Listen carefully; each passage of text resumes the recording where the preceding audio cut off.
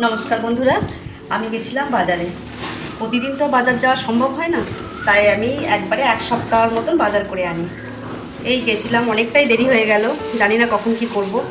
এই একা হাতে বাজার করে রান্না করে ঠিক টাইমে খেতে দেওয়া যে কতটা কষ্টকর, একমাত্র যারা করে তারাই বোঝে গো। খুব কষ্ট হয় জানো তো। দেখো, অর্ধেক কাজ সেরে গেলাম, এসে আবার টিফিন এখনও করিনি। এই যে টিফিনটা করে গেছি, এই বাজার নিয়ে এলাম। এটা পালং শাক নিয়ে এসেছি, এটা শসা আছে, এটা কুঁদরি আছে। এই ভাজাটা খেতে খুব সুন্দর লাগে গরম ভাতে। আর এই বেগুন নিয়ে এসেছি, দুটো বেগুন নিয়ে এসেছি। আর এখানে 1 কেজি পটল আছে। আর এখানে কুমড়ো আছে, কুমড়োটা কাটা ওই 800 মতন ওজন হয়েছে, কিন্তু কুমড়োটা খুব সুন্দর।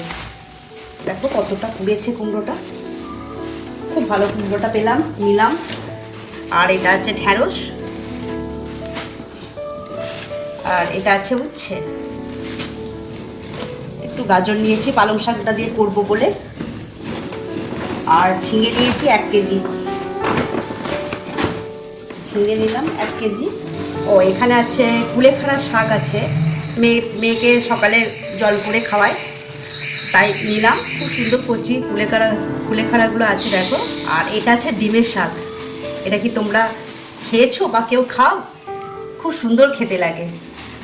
4 আঁটি নিয়েছি ডিমের শাক, খুব সুন্দর ভালো লাগে, তিতো আর কি। ও একটা ডাসানো পেঁপে নিলাম, পাকা পেঁপে নিলাম।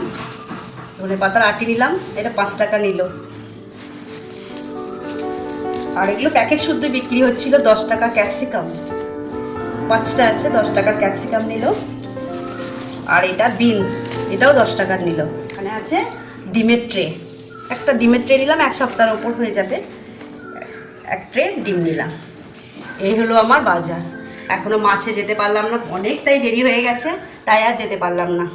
জানো তো, কেউ যদি জিজ্ঞাসা করে আপনি কি করেন বা তুমি কি করো, সবার আগে বলে উনি কিছু করে না, উনি হচ্ছে হাউসওয়াইফ। এটাই খুব খারাপ লাগে, হাউসওয়াইফের তকমাটা লেগেই থাকে। আমরা নাকি কিছু করি না। দেখো আমার বাজারগুলো কেমন হয়েছে। ঠিক আছে, আজ রাখি, কেমন, টাটা।